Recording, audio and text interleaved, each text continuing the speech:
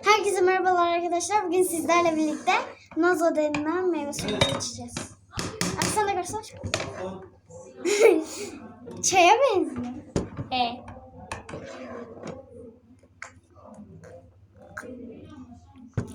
Arkadaşlar Çok güzelmiş.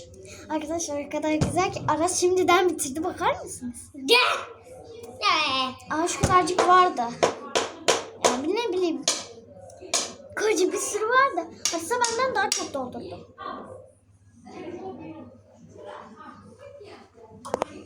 Ne?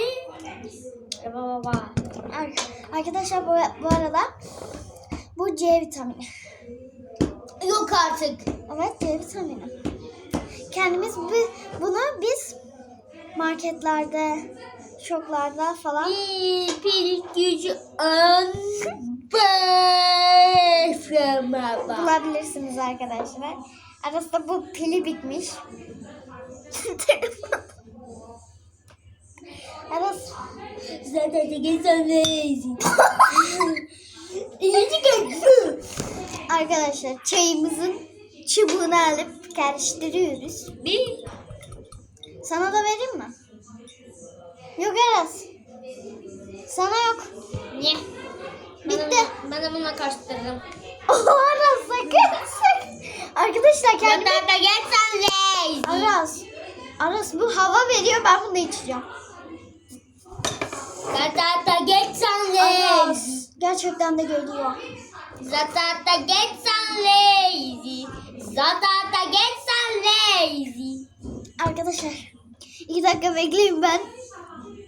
Ay çok kötü oldu. Zaten de geçemeyiz. Zaten de geçemeyiz. Arkadaşlar 2 dakika videoyu durduruyoruz. Bir şey diyeceğim Aras'a.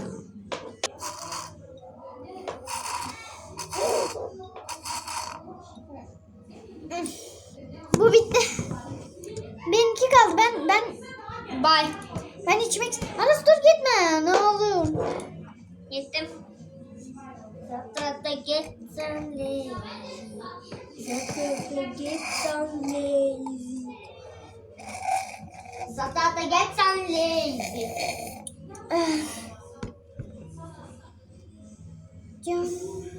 Bitti.